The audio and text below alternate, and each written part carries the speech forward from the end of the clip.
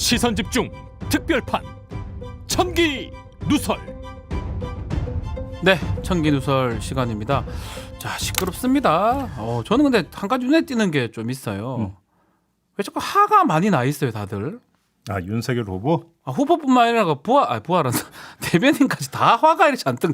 조금 전에 인터뷰? 왜 그냥 설명하면 되잖아요. 설명을 하고 억울한 사람들 어떻게 설명하냐면 네. 상세하게 설명합니다. 그리고 막 가슴 진짜 이렇게 되는지 화를 안 내거든요. 혹시 제가 인터뷰를 잘못했나? 아니요, 그래서 제가 인터뷰 너무 잘했고요. 화가 너무 나 있어. 근데 저는 저희도 뭐 조사 많이 받고 많은 뭐 범인들하고 또 억울한 분들하고 같이 왔다 갔다 하는 입장에서 정말 억울한 사람은 억울하게 상세히 설명하려고 그러지 화는 안 내거든요.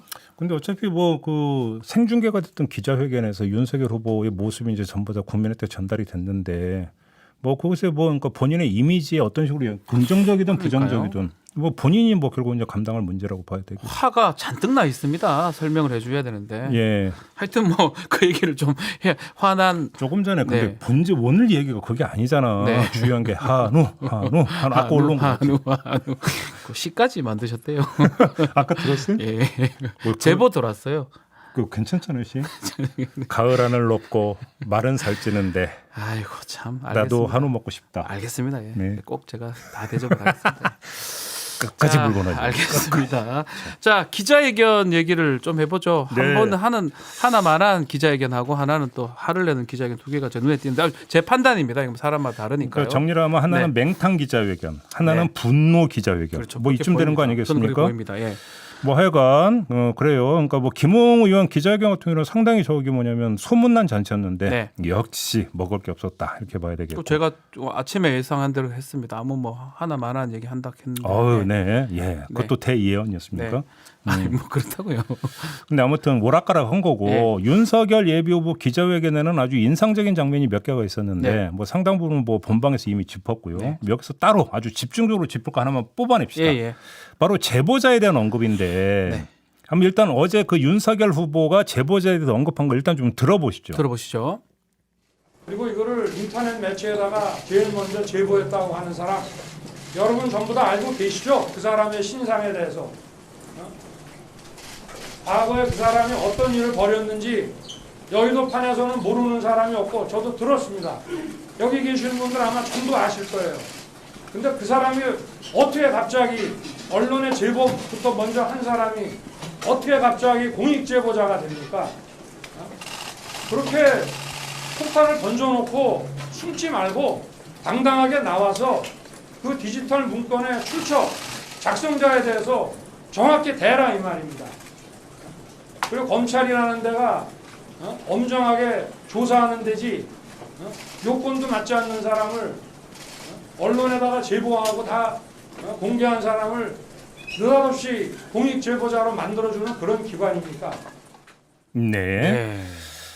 자, 상당히 어떤 그 강도 높게 이야기를 했죠. 네. 이 대목은 제가 볼 때는 상당히 의미심장하고 복선이 깔려 있다. 이렇게도 볼 수 있기 때문에 네. 자, 지금부터 이걸 좀 한번 좀 공익 제보자 부분이죠. 네. 짚어보려고 하는데 자, 일단 어제 대검 감찰부의 발표부터 한번 좀 다시 복귀합시다. 네. 기자들한테 이제 문자로 보냈다라는 거잖아요. 제보자의 공익신고서 등을 제출받았고 네. 관계 법령상 공익신고자로서 요건을 충족했음을 확인했다. 아하. 이런 내용이었습니다. 그렇죠. 저는 이걸 보고 이제 짚어야 되는 게 시점이었는데 네. 제보자가 공익신고서를 제출한 시점은 지난주라고 합니다. 그렇죠. 대검 감찰부가 발표한 시점은 어제였어요. 다시 말해서 신고에서부터 결정까지 며칠이 걸렸다는 얘기가 되겠죠. 그렇죠. 검토를 했다는 거죠. 바로 어쩌면. 그거죠. 네. 이것은 공익신고서 접수 후에 며칠 동안 검토 과정을 거쳤다는 이야기가 되는 거 네, 아니겠어요? 맞습니다. 자, 그럼 뭘 검토했을까? 이게 이제 그 궁금해지는 대목인데, 자, 뭘 검토했을까를 보기 위해서는 공익신고자 보호법 네. 제2조를 읽을 필요가 있습니다. 요거 봐야 됩니다. 일단 좀 들어보시죠. 요거 한번 들어보시죠. 공익신고라 함은 공익침해 행위가 발생하였거나 발생할 우려가 있다는 사실을 신고, 진정, 제보, 고소, 고발하거나 공익침해 행위에 대한 수사의 단서를 제공하는 것을 말한다. 다만 다음 각 목의 어느 하나에 해당하는 경우는 공익신고로 보지 아니한다. 가. 공익신고 내용이 거짓이라는 사실을 알았거나 알 수 있었음에도 불구하고 공익신고를 한 경우. 나. 공익신고와 관련하여 금품이나 근로관계상의 특혜를 요구하거나 그 밖에 부정한 목적으로 공익신고를 한 경우. 자, 제가 요 공익신고자 보호법 제2조를 쭉 전해드린 이유 네. 대충 감 잡으셨죠? 네. 대검 감찰부에서 공익신고서 접수 후에 검토를 했는데 요건이 충족이 됐다고 판단을 했다라는 것은 무슨 이야기입니까? 네. 거짓의 가능성, 음흠. 부정한 목적의 가능성을 살폈다는 이야기가 되는 네. 거고 그 결과 문제 없음 판단을 내렸다라는 것이잖아요. 제가 이거 너무 문제가 돼. 사실은 제가 권익위에서 이거 강의도 한 번씩 했거든요. 오, 그래서 제가 오 전문가가 여기 있었구나. 전문가 오 예. 전문가 아니고 이제 법이 네. 어려운 법이 아니에요. 음, 그러니까 이게 공익신고자 보호법에 대해서 왜 이렇게 논란이 되는가 생각을 했는데 사실은 이제야 비로소 아, 또 딱 변호사의 면모가 이제 드러나는. 괜히 얘기했나 싶으네요. 예.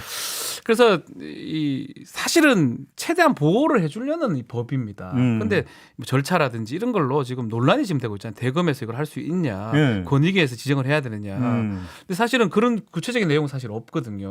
그렇다면 아마 오늘 얘기를 할 거지만 이런 어떤 예외적으로 안 되는 경우 빼고는 인정을 해주라는 취지로 봐야 될 것 같아요. 예. 제가 그런 식으로 뭐 토론회 같은 것도 했을 때 그렇게 좀 얘기를 했던 기억이 나는데 요게 갑자기 이렇게 논란이 되는 건 아마 윤석열 후보가 얘기하고 또 대검하고 권익위하고 약간 말이 다르기 때문에 그런 게 아닌가 네. 생각은 드는데 일반적 해석은 가급적이면 인정해 주자는 게 법이에요. 이건 법 필요 없죠, 사실은. 그러니까. 당연히 공익신고 보호해야 되는데 이 법을 만든 거는 더 보호해 주려고 만든 법입니다. 그래서 그 취지를 한번 제가 말씀드리고 싶습니다. 그러니까 자 봅시다. 네. 거짓의 가능성과 부정한 목적의 가능성. 그 두 가지 보면 돼요, 사실. 검토를 했다는 건데 네. 거짓의 가능성을 검토를 한 결과 요건을 충족했다는 이야기는 뭐예요? 다시 말해 이 제보자가 제출한 캡처 화면이나 거짓은 아니라는 거야, 아예. 아니라는 거죠. 예, 첫 일단 번째. 네. 물론 최종 판단이라고 말씀 안 해요. 1차 판단 그런 판단을 내렸다는 네. 거잖아요. 그다음에 부정한 목적에서 지금 예를 들어서 여의도 정가나 언론에서 조금씩 거론하고 있는 이 사람이 무슨 캠프에 관여돼 네. 있다. 뭐 어쩌고 하는.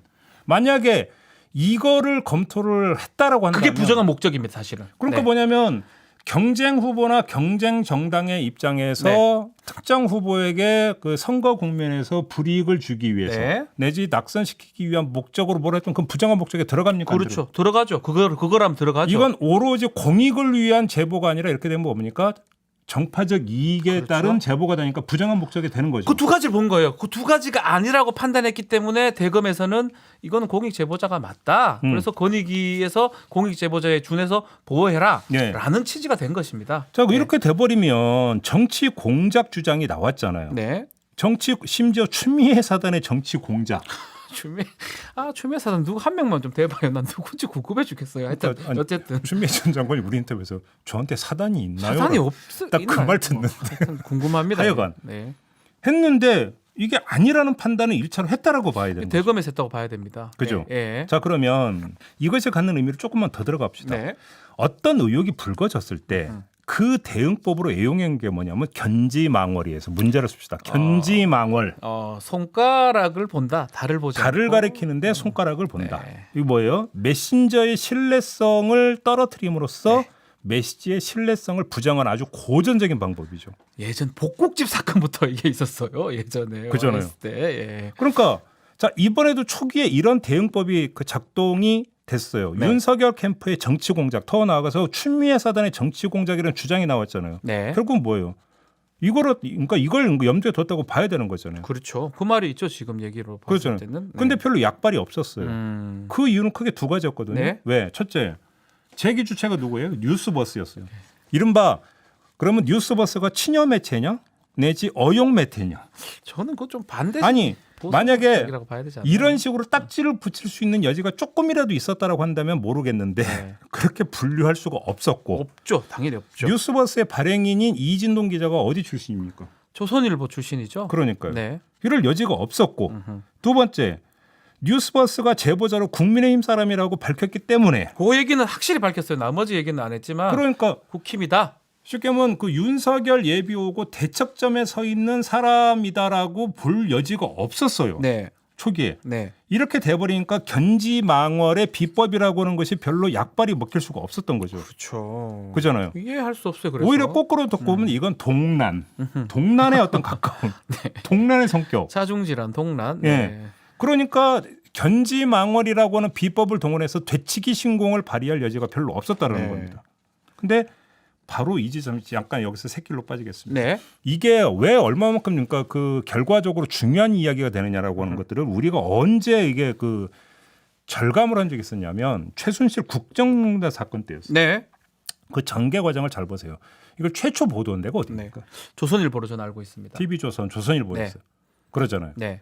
이 최초 보도한 것이 조선일보 계열이에요. 네. 바로 이 점 때문에 우병우를 중심으로 했던 청와대의 되치기가 한계 지워질 수밖에 없었어요. 무슨 뭐 정치 공작이니 뭐니 이런 이야기가 나올 여지가 없었죠. 이상해요. 조선일보랑 청와대랑 뭐 배우의 뭐 물론 민정이 있다. 물론 이게 좀 되치기 이상하죠. 시도로 의심할 만한 정황이 당시 몇 가지가 전개가 된 게 있죠. 조선일보 관련 무슨 뉴스가 몇 개가 나온 게 있었으니까. 예전에 그렇죠. 뭐 주필 뭐 이런 얘기들. 청와대 네. 배우를 의심할 만한 뭐 그 조선일보 관련 보도가 나오기는 했지만 네. 이미 이렇게 딱 물결이 잡혀버리니까 어떻게 되는 겁니까? 묻혀버렸다는 거죠. 음흠. 그러니까 넓게 봐도 동난의 성격을 띠는 다툼으로 네. 양패구상. 이게 뭐냐면 둘 다 부상을 입는다는 뜻이죠. 양패구상. 그죠. 예.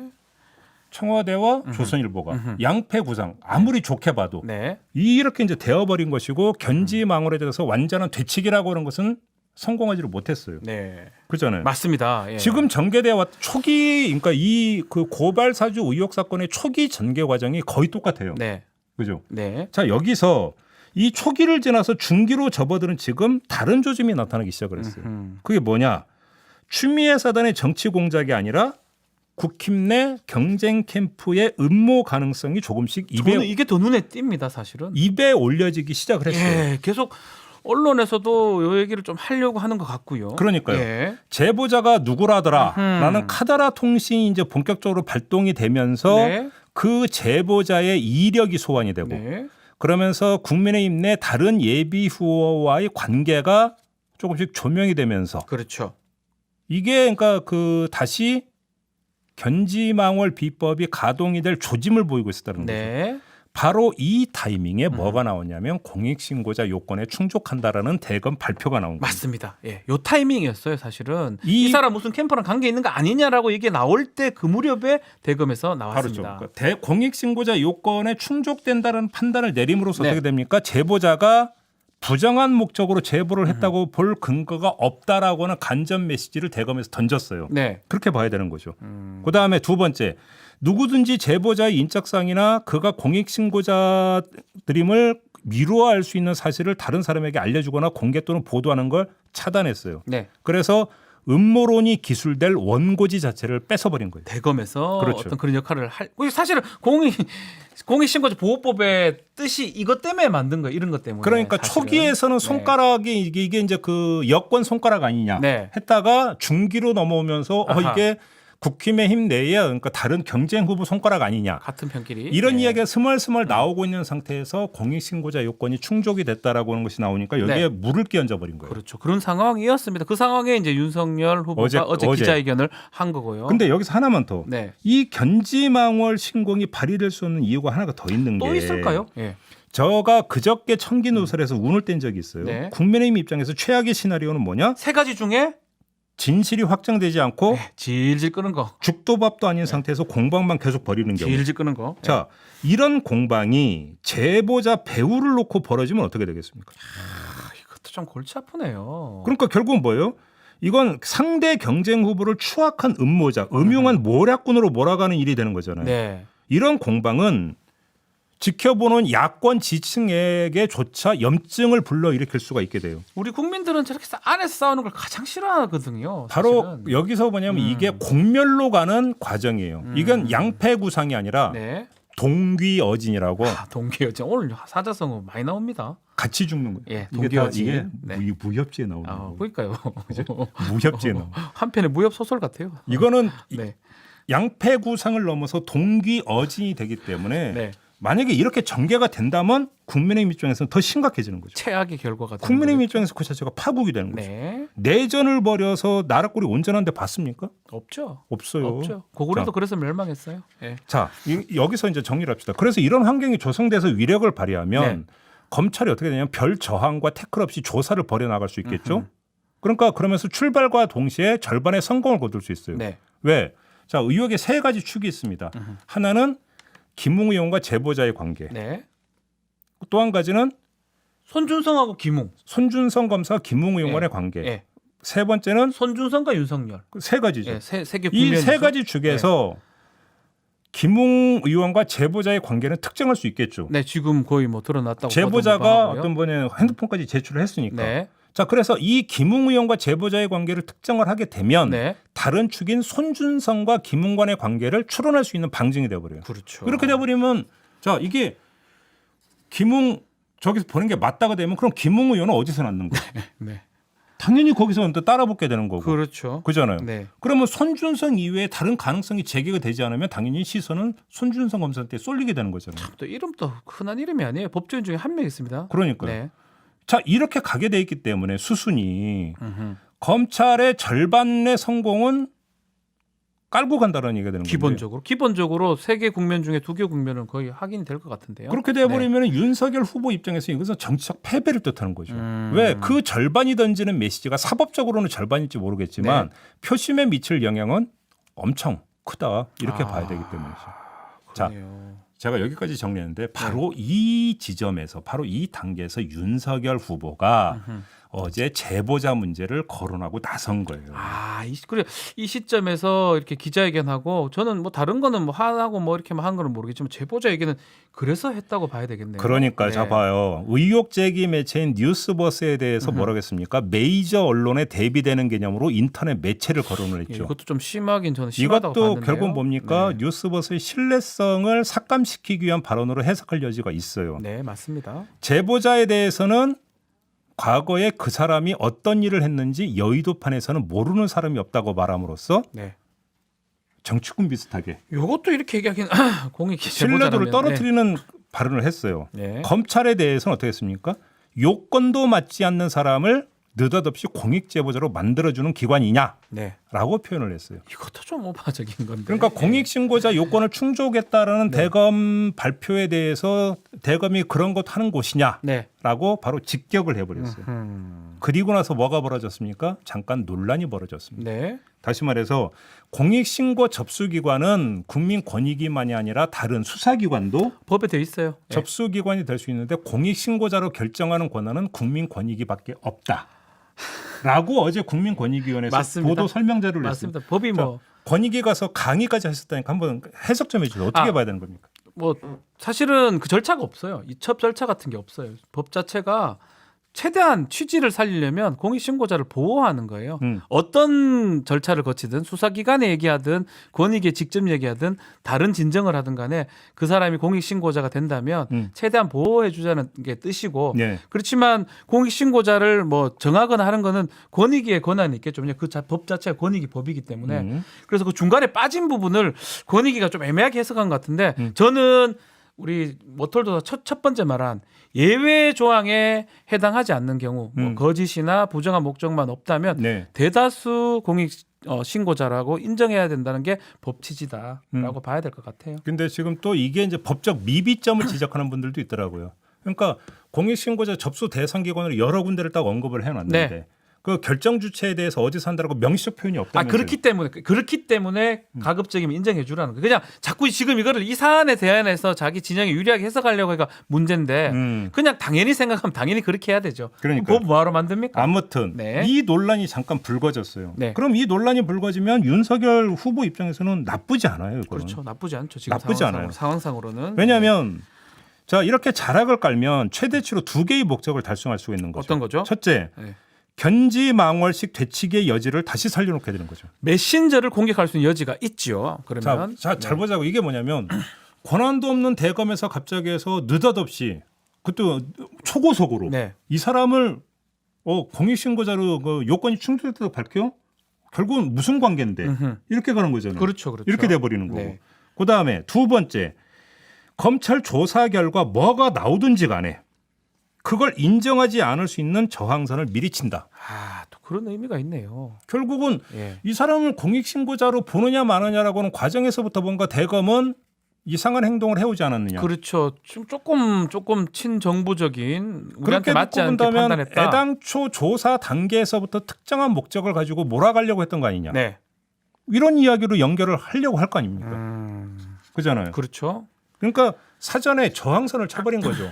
결국은. 그렇죠. 여기서 이제 뭐냐면 이제 그 대검 감찰부의 조사가 얼마나 속도전을 내느냐, 수사로 전환되느냐, 그래서 뭐가 나오느냐라고 하는 부분도 상당히 중요하지만 네. 설령 그게 나온다 하더라도 내가 볼 때는 애당초 첫 출발이 잘못됐기 때문에 인정할 수 없다. 네. 만약에 이렇게 나와버린다라고 한다면 어떻게 되겠느냐. 그렇죠. 자, 여기까지만 정리를 하겠는데요. 바로 그런 점에서 어제부로 고발 사주 의혹 사건은 분기점에 다다랐다고 봐도 될 것 같아요. 그렇죠. 무슨 얘기냐? 한치의 물러섬도 없는 진검승부가 이제 시작이 된다. 이게 진검승부다. 이제.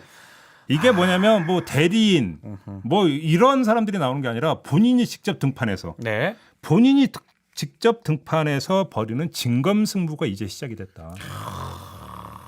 이게 그렇게 해석이 됩니다. 그러니까 이제 어. 하나의 국면이 끝나고 다른 국면이 이제부터 본격적으로 예. 개시가 된다. 이렇게 봐야 되는 것이죠. 이야, 뭐 돌도사님은 저는 그냥 이 뉴스를 표면적으로 봤을 때는 그냥 화난 것만 좀 제가 화가 잔뜩 남이 화를 내니까 저도 화가 나더라고요. 네. 그건 봤는데 요걸 또 이렇게 해석을 해주셨네요. 새로운 국면의 이제 전환이다. 그렇죠.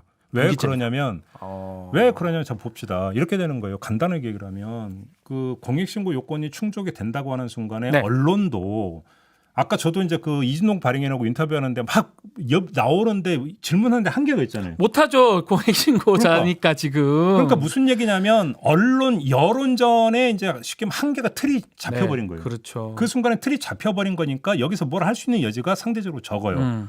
그죠? 물론 언론이 작심하고 그냥 뭐 질러버리면 쓰려면 쓰겠죠. 뭐 질러버리면 책임진다 모르겠지만 하고. 네. 이렇게 되어버리면 이 지금 이 판의 모든 주도권이 지금부터 누가 쥐게 되느냐면요. 대검이 지게 되는 거예요. 그렇죠. 대검 감찰부가 지금부터의 국면에서의 주도권을 모두 쥐고 가게 돼 있어요. 그렇죠. 이렇게 되어버리면 이게 어디로 갈지 모르니까 어제 윤석열 후보가 친 거예요, 그거를. 네, 맞습니다.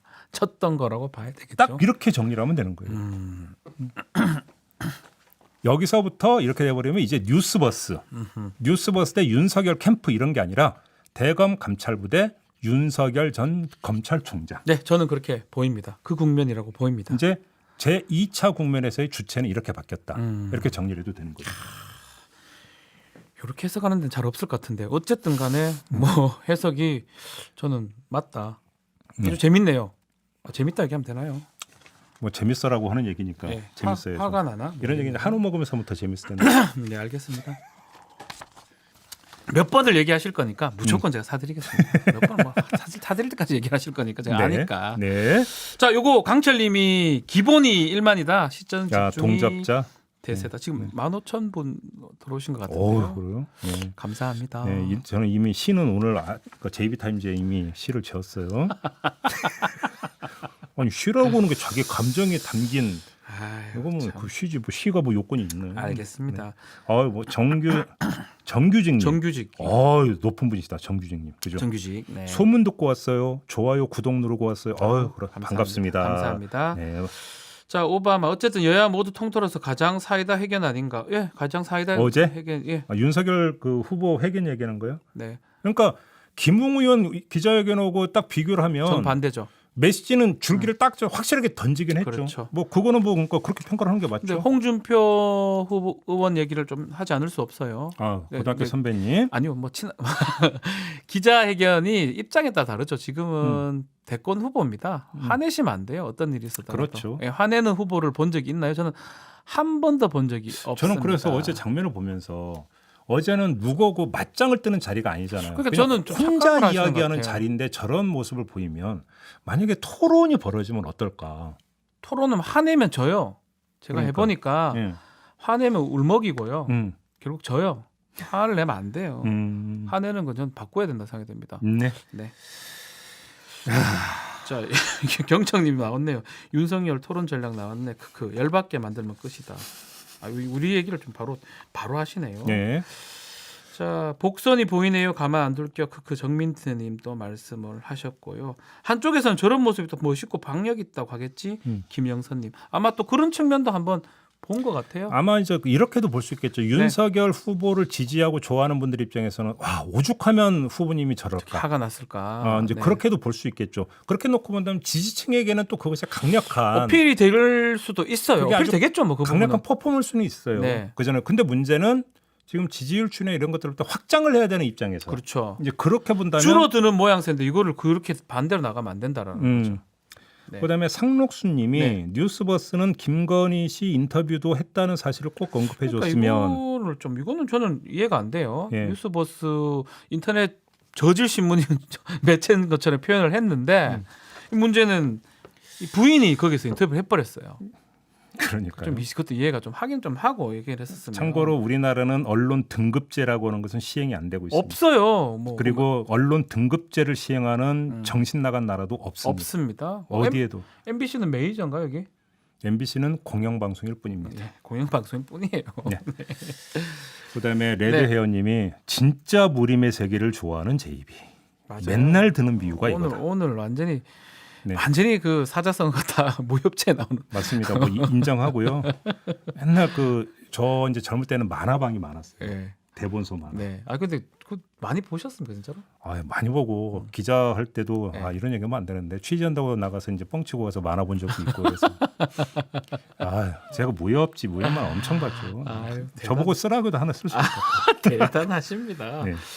자 강봉식님은 윤석열 말고 홍카콜라 밀면 된다. 준표야 가자 뭐 이런 얘기도 하네요. 뭐 이건 이 편향 발언이기 때문에 네, 이거는 강봉식님 말씀이십니다. 홍성희님은 또 윤석열 치명적인 아킬레스건 이것도 뭐 나올까라고 말씀도 하시고요. 네. 여러 가지 얘기들이 나오고 알겠습니다. 있습니다. 저는 아까 이제 그 윤석열 캠프 윤희석 대변인이라고 인터뷰에서 윤희석 대변인 제 입장 바꿔서 저라도 그런 이야기는 충분히 할 수 있다고 생각을 해요. 그러니까 뭐냐면 윤석열 후보나 윤석열 캠프 입장에서는 그래서 윤석열 후보가 뭐를 했다라는 거냐 대봐라 네. 이 얘기잖아요. 네. 그 얘기는 당연히 할 수 있죠. 할 수 있죠. 윤석열 후보나 그러니까 윤석열 캠프 입장에서는 중요한 건 손준성 검사가 아니라 윤석열 후보 본인이잖아요. 그러니까 윤석열 후보가 뭐 이래서 지시를 했거나 묵인을 했다라고 하는 근거 있으면 대봐라. 그럼 책임을 져야지. 네. 근데 그게 아니지 않느냐. 그러니까 그 이야기는 얼마든지 할 수 있는데 근데 좀 이건 좀 같이 알아줬으면 좋겠어요. 뭐냐면 검찰에 있는 수사정보정책관이라고 하는 검사가 고발을 사주내지 청부를 했다라고 하는 이 사건 자체가 갖는 엄중함, 그렇죠. 그 의혹이 갖고 있는 엄중함, 그것이 전직 검찰총장으로서 만약에 이 의혹이 사실이라고 한다면 그것이 갖는 엄청난 문제점. 그거 얘기를 해야 되면 화를 낼 수가 없는데요, 사실. 이거에 대해서 먼저 인정하고 공감하면서 문제가 만약에 그렇다면 심각하니까 우리 한번 같이 진실을 파헤쳐 보자. 그렇게 답을 하면 제일 맞죠. 사실. 이렇게 가야 되는 게 사실은 모범 답안인 거죠. 그잖아요. 그래서 제가 화를 낼 게 아니고 그렇게 얘기를 하고 뒷부분을 설명하는 게 맞는데 잔뜩 화가 나가지고 제보자도 잘못됐고 언론 매체도 잘못됐고 공작이고 뭐 이렇게 하는 거는 오히려 지금 드러난 사실이 제보자 문제가 아니에요. 증거는 지금 거의 전 정확하다고 보거든요. 그러니까. 그 손준성이 딴 손준성이 아닌 이상은. 그런데 이렇게 얘기한다는 거는 저는 맥락에 맞지 않아서 좀 어색했다. 그러니까 후보의 관점도 중요하지만 후보가 몸담았던 검찰 조직의 관점. 당연하죠. 그다음에 우리나라의 어떤 이 권력기관의 작동 방식의 문제에 있어서의 어떤 심각성 이런 큰 틀에서도 한번 좀 바라봐 주셨으면 하는 이런 부탁의 말씀을 저는 공손하게 드리도록 저도요. 하겠습니다. 화를 내지 마십시오. 화난 사회인데요. 다 분노 조절 안 되는. 자꾸 화를 내면 더 화가 나요. 모든 사람이. 오늘 청기뉴스의 결론은 운이 좋았습니다 님이 남겨주신 댓글로 마무리하면 되겠습니다. 10만 명이 봐야 되는 프로그램인데라고 그러게. 하셨습니다. 보게 되겠죠. 보게 되겠죠. 네. 감사합니다. 자. 청기누설은 여기서 마치도록 하겠습니다.